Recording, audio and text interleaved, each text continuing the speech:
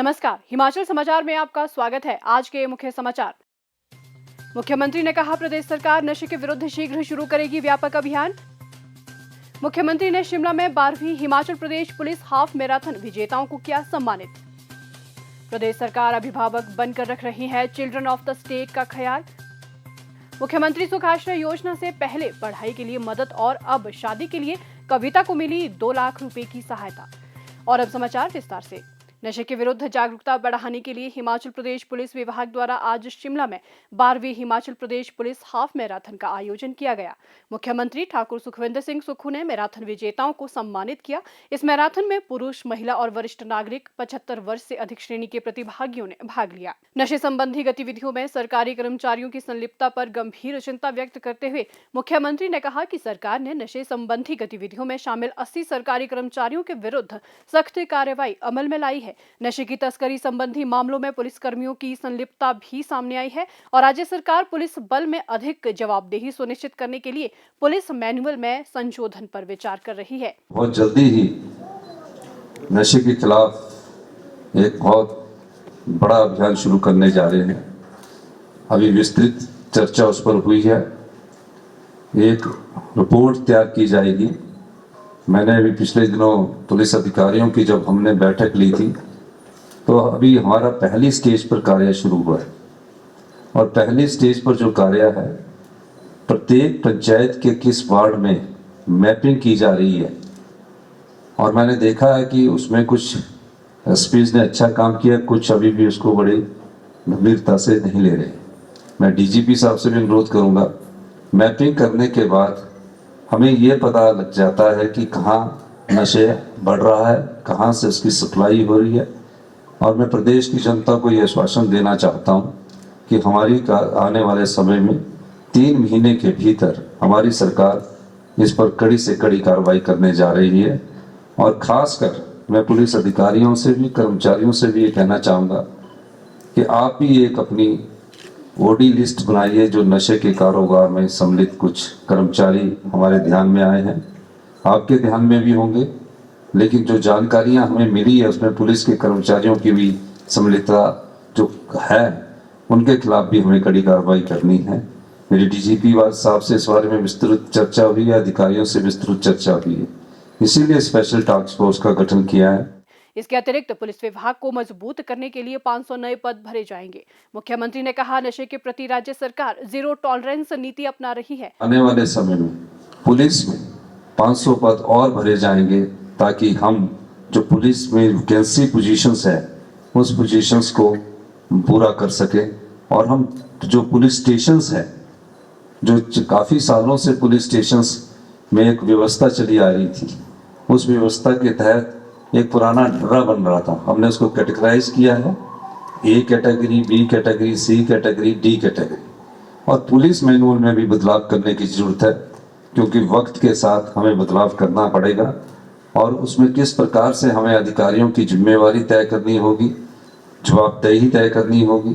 Police station से लेकर सिपाही से लेकर सब लोगों की एक जिम्मेवारी तय करने के लिए हमारी सरकार इस पर विस्तृत अध्ययन कर रही है। मैं हिमाचल प्रदेश पुलिस का धन्यवाद करना चाहता हूँ कि जिस प्रकार पिछले दिनों आपने नशे और माइनिंग के खिलाफ अभियान छेड़ रखा है, वो निश्चित रूप से जो हमारी संपदा को लूट रहे हैं उनके मन में डर पैदा होगा। लेकिन हमें और आगे जाना है और उसमें हिमाचल पुलिस का मैं इसलिए भी धन्यवाद करना चाहता हूँ कि आपने ईमानदारी से, नैतिकता से, पारदर्शिता से अपना कार्य कर रहे हैं। लेकिन जो कुछ कमियां सभी व्यक्तियों में होती हैं, हम में भी कमी होती है, उन कमियों को भी कम करना है। खत्म तो किया नहीं जा सकता लेकिन कम किया जा सकता है। और हम सब मिलकर, राजनेता से लेकर पुलिस अधिकारी, प्रशासनिक अधिकारी से लेकर कर्मचारी से लेकर, हम सब लोग अगर मिलजुल कर अगर नशा मुक्त समाज का निर्माण करना चाहते हैं तो सबसे पहले अपने आत्मविश्वास को, अपनी कर्तव्य निष्ठा को अगर हम निभाएंगे तो निश्चित रूप से हिमाचल प्रदेश नशा मुक्त प्रदेश होगा। युवा हमारे राष्ट्र का भविष्य है, जिनको नशे की बुराई से बचाना हम सबकी सामूहिक जिम्मेदारी है। राज्य में 2 आयामी रणनीति के तहत कार्य किया जा रहा है, जिसमें नशा तस्करों के खिलाफ सख्त कानूनी कार्रवाई और नशे के आदी लोगों के प्रति संवेदनशील रवैया अपनाकर काम किया जा रहा है। वर्तमान प्रदेश सरकार ने पीआईटी एनडीपीएस अधिनियम को लागू किया है, जिसे पिछली भाजपा सरकार 5 साल के कार्यकाल के दौरान लागू नहीं कर पाई। इस अधिनियम के तहत 40 डिटेंशन आदेशों को मंजूरी दी गई, जिनमें से इस वर्ष 36 आदेश जारी किए गए। सरकार ने नशे के तस्करों के विरुद्ध कड़ा रुख अपनाते हुए 7 नशा तस्करों की संपत्तियों को गिराया है और अन्य के खिलाफ सक्रियता से कार्रवाई सुनिश्चित की जा रही है। मुख्यमंत्री ने कहा कि सरकार ने Himachal Pradesh anti drugs act पारित किया है, जिससे अपराधियों और पीड़ितों के बीच अंतर किया जा सकता है। नशे से पीड़ित लोगों के पुनर्वास के लिए प्रदेश सरकार कार्य कर रही है, ताकि उन्हें समाज की मुख्य धारा में शामिल किया जा सके। उन्होंने अभिभावकों को बच्चों के साथ खुला संवाद स्थापित करने का आह्वान किया और उन्हें नशे के हानिकारक प्रभावों के बारे में शिक्षित करने पर बल दिया। उन्होंने युवाओं के भविष्य को सुरक्षित बनाने के लिए समाज के सभी वर्गों से नशा निवारण अभियानों में सक्रियता से भाग लेने का भी आह्वान किया। मुख्यमंत्री ने हार्मनी ऑफ पाइन के नशे पर जन जागरूकता आधारित एक विशेष गीत को भी जारी किया। जिंदगी सभी के लिए खुशियों का गीत नहीं होती और किस्मत की दुश्वारियों से जूझ रहे अनाथ बच्चों के जीवन में खुशियों के रंग भर रही है मुख्यमंत्री सुख आश्रय योजना। मुख्यमंत्री ठाकुर सुखविंदर सिंह सुक्खू अभिभावक बनकर चिल्ड्रन ऑफ द स्टेट की सभी जरूरतों का ध्यान रख रहे हैं। ऊना जिला के जलग्रां टब्बा गांव की चिल्ड्रन ऑफ द स्टेट कविता के लिए वरदान साबित हो रही है मुख्यमंत्री सुख आश्रय योजना। 24 वर्षीय कविता के सिर से छोटी उम्र में ही माता पिता का साया उठ गया था। नजदीकी रिश्तेदारों ने उनकी परवरिश की, लेकिन सीमित संसाधनों के कारण अनेक दिक्कतें थी। अब कविता के सामने आत्मनिर्भर बनने और भविष्य को लेकर भी अनेक सवाल मुंह बाए खड़े थे। असमंजस के इस दौर में प्रदेश सरकार अभिभावक बनकर उनके साथ खड़ी हो गई।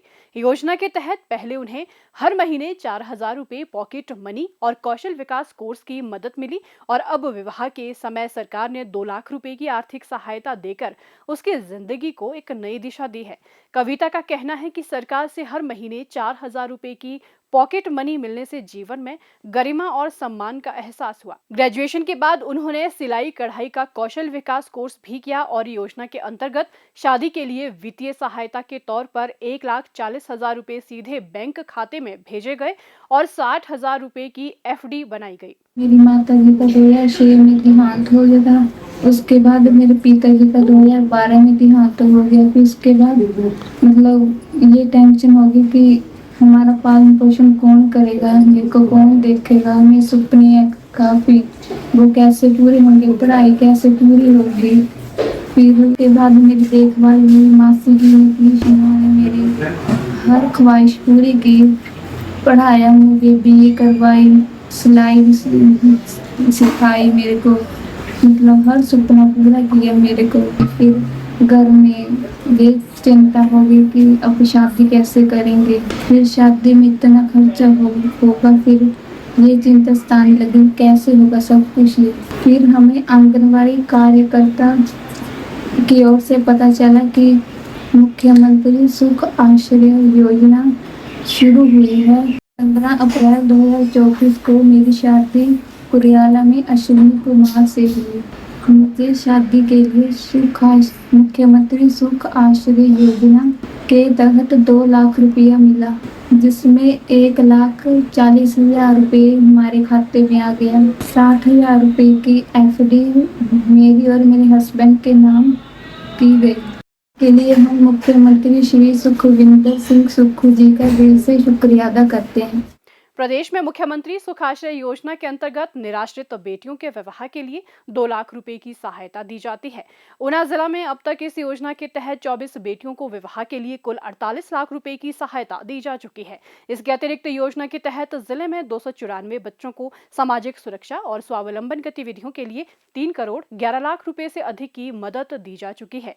ये योजना साबित कर रही है कि मुख्यमंत्री ठाकुर सुखविंदर सिंह सुक्खू सच्चे अर्थों में अनाथ बच्चों के अभिभावक का फर्ज निभा रहे हैं।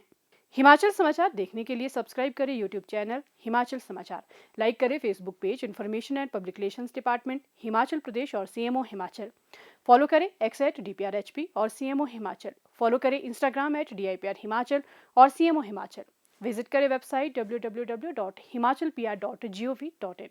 इस अंक में इतना ही। कल फिर होगी मुलाकात, दीजिए इजाजत, नमस्कार।